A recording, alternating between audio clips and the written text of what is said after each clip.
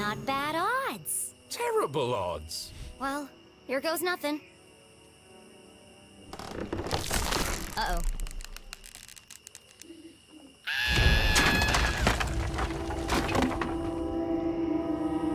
And so ends Judy's story. Just kidding. Okay, maybe the odds weren't so good.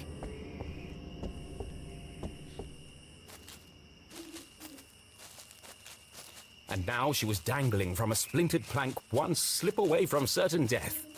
It's just like climbing a tree. Just don't look down. Don't look down.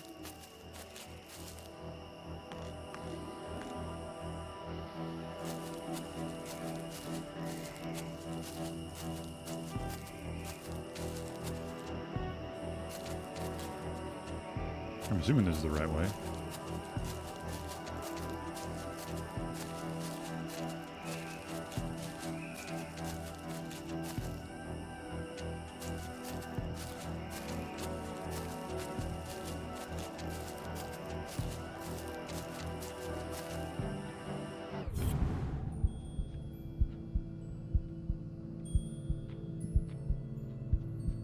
Can't be too far away.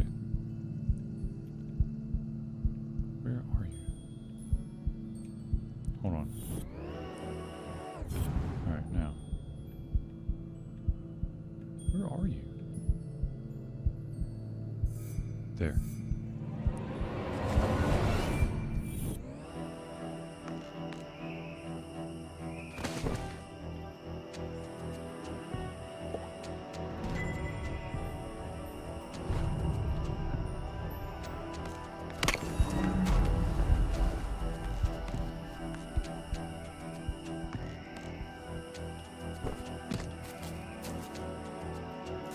No, I don't want to go. I want to go down. Right?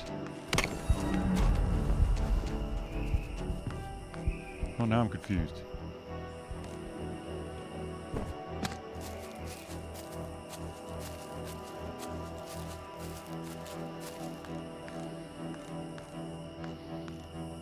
Was I trying to get back to that side of the bridge?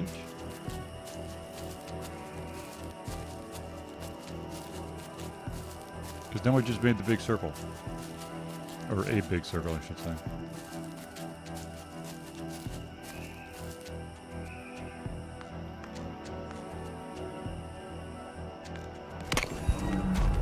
No, it... Yeah, we just made a big ass circle.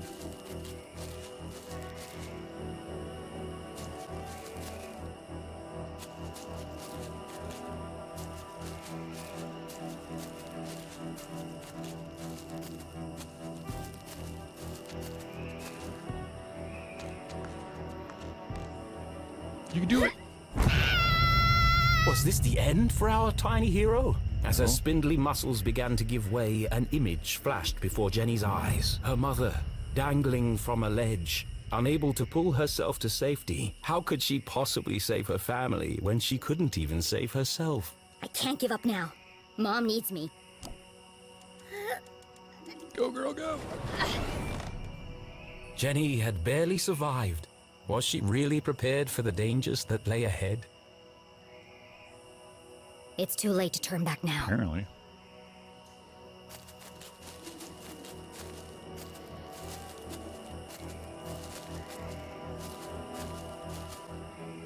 It might have been her recent brush with death, but Jenny's heart was pounding in her chest. It's not the heart. That's not my heart. The ring. That's... CJ's Oh, it's- compass. The needle is shaking like crazy.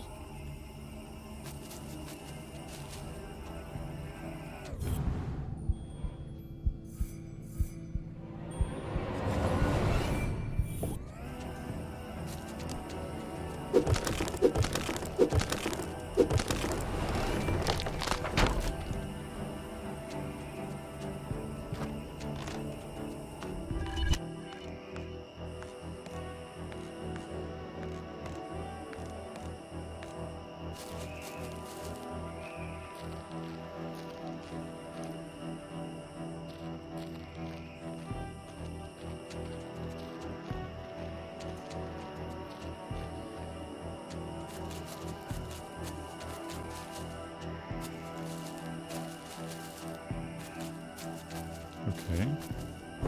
Oh, there we go.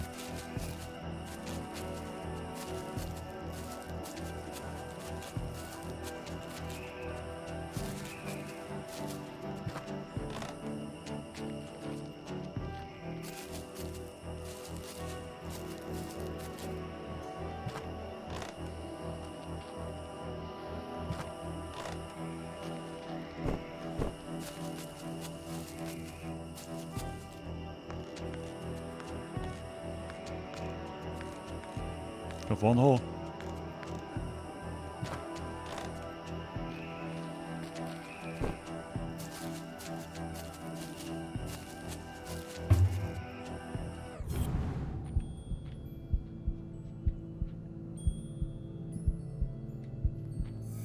Oh, there it is. There's something under there.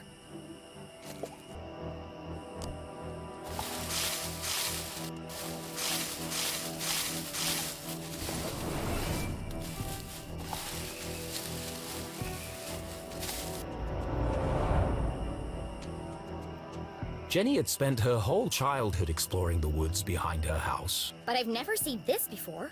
Then she remembered CJ's words. People don't see things they aren't looking for. She knocked on the rusty metal. Hollow. It's a trapdoor.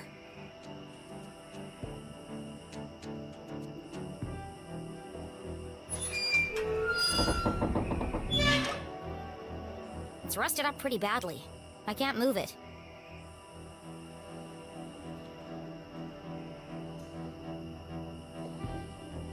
What a strange device. The wires are connected to the door.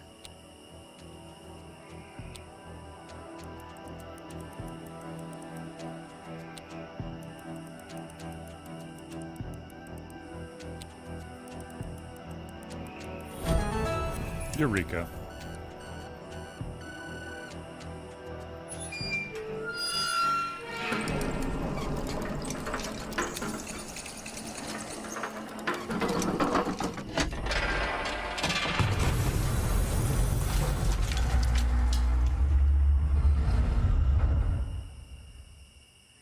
A stale, metallic odor filled the air as Jenny peered into the opening. It sure is dark down there. Too dark. But I can't just leave this unexplored.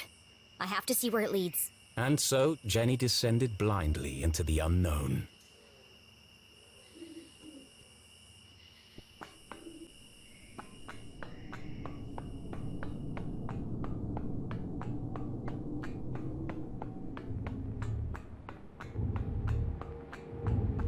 Oh yeah, that looks ominous.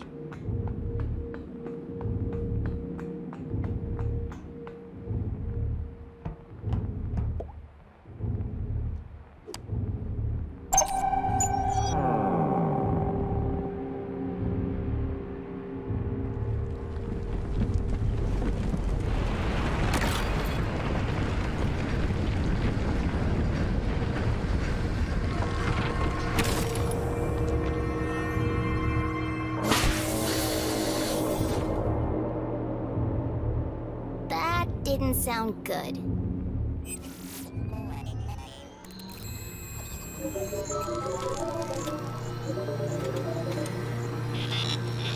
In all her short life, JennyLeClue had never found herself in such a peculiar place. The town that once seemed a small, lifeless pond was suddenly an ocean of mysterious possibilities. Equal parts terrifying and intriguing, it was... Incredible! Yes, an incredible mystery in her very own backyard.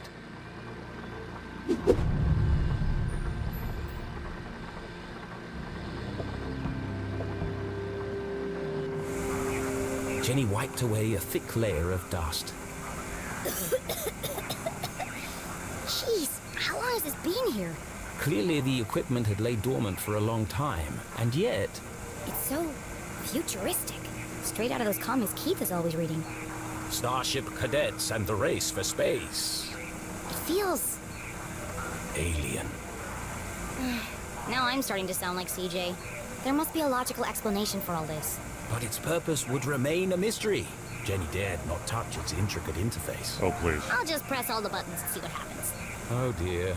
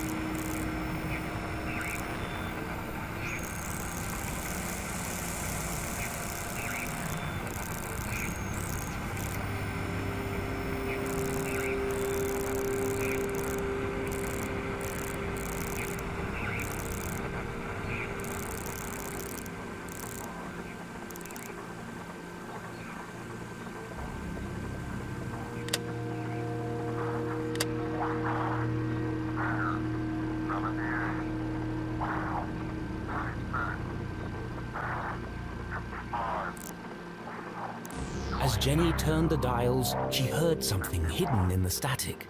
A voice. What is he saying?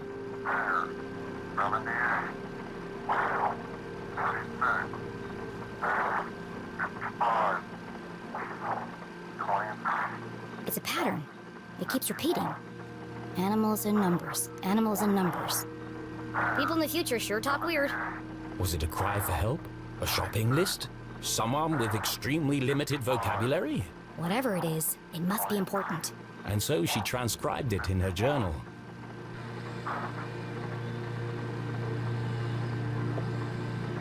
Looks fancy. And broken.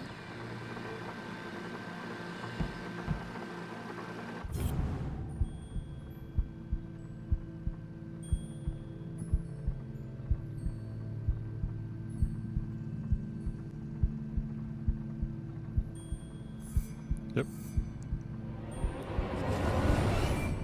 There's something stuck to the bottom of the ladder. It was just a blank piece of paper. Or is it? Jenny traced her finger over the page. She felt the clear indentations left by a pen. I know exactly what to do.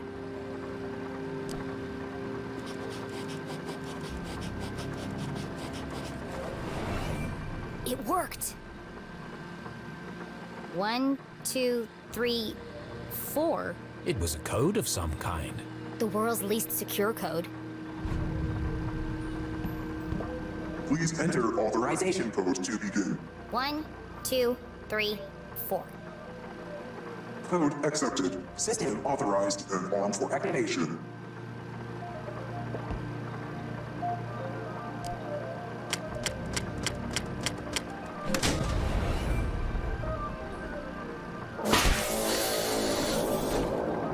Sphere hermetically sealed. What? Magnetic transducer coils charging. Rotational phase harmonics stabilized. Commencing experiment 8, module 57.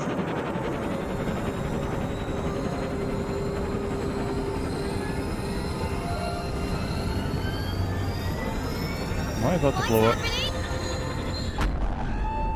Radioactive safety margins cleared. Running at 54% efficiency. It says it's working, but what's it doing? Remember, a healthy employee is an effective employee. Please leave the station for your mandatory 15-minute smoking break. Decompressing spherical chamber. Huh?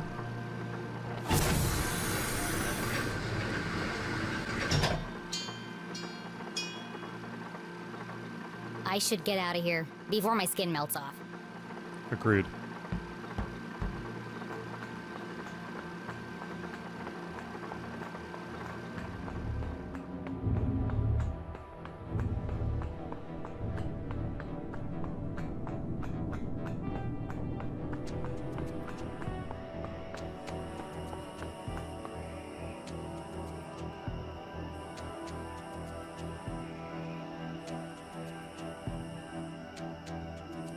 The boulders must have weighed a ton each, yet they floated in the air like balloons.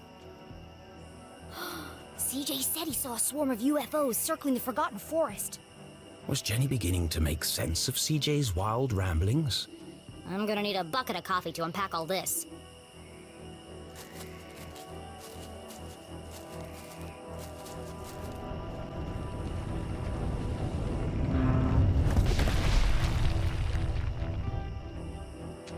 Oh, God.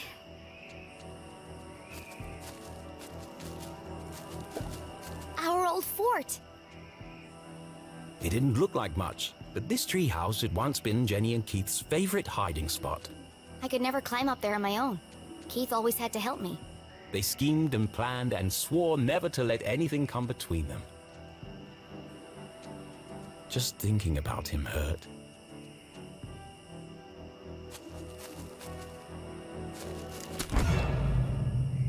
What was that?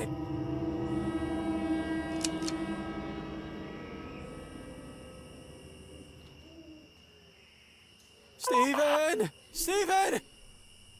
Steven! What? Did you hear that? I'm telling you, man. Not this again. Something's out here. Something big. Real big. There's nothing there. But I'm getting some super spooky vibes, man. For the last time, Kevin, the radio's off for emergencies only.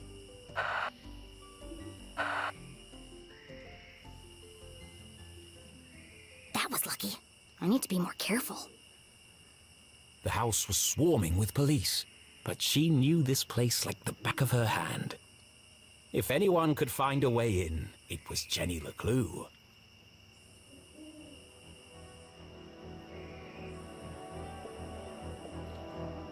Out of the police's line of sight, the basement was her best entry point into the house. Except that window is locked, and all my lockpicking gear is inside.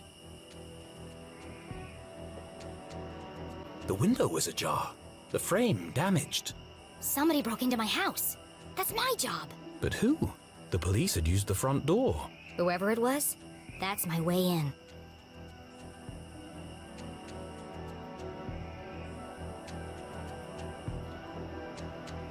This place is crawling with cops. What could the police have found inside her house? And if they found what they're looking for, why are they still here?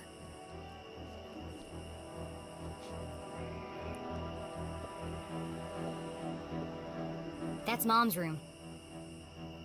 The window looked a promising point of entry. I could climb the tree up onto the roof. But as Jenny knew, all the windows on the second floor were bolted down. Dad did it after a raccoon got in and trashed the place.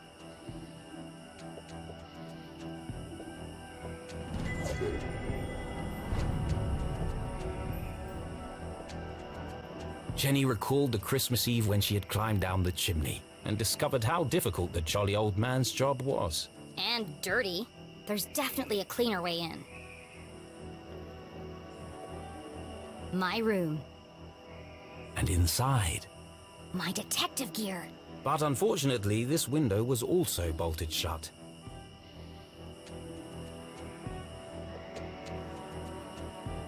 Dang, the front door's covered too. Let's freaking do it. Jenny could try to climb the tree. But I already see an easier way in.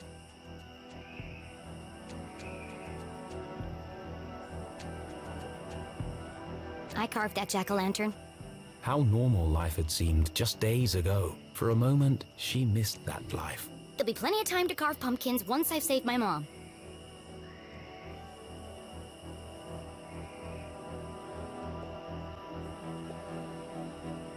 That's tempting. But Jenny couldn't risk being seen by the police. There's probably a sneakier way in. It's right there. We already discovered it. I don't know why we're still... To get to the basement window, Jenny would have to creep carefully past the police officer. One false move and the game would be up.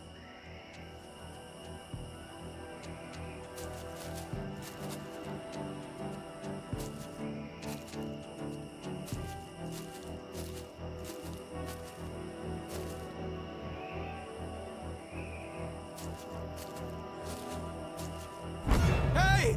Who goes there? Caught! Jenny would have to think fast or risk being jailed like her mother. Here goes nothing.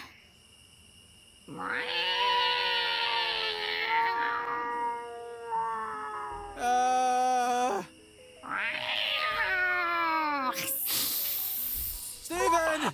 Please tell me you're there. What's up, buddy? I think you should know, and I say this with 100% certainty, that there's a Spit it out already. mountain lion out here! Very likely. They're indigenous to this area. What? Just don't let it eat you. I don't need any more paperwork. Oh, God. I think I'll just head inside for a minute to check on something.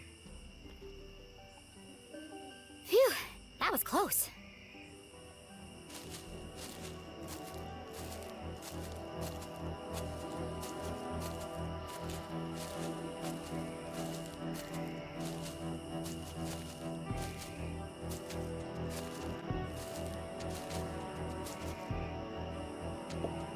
Someone definitely forced this open. Would Jenny enter the dark basement?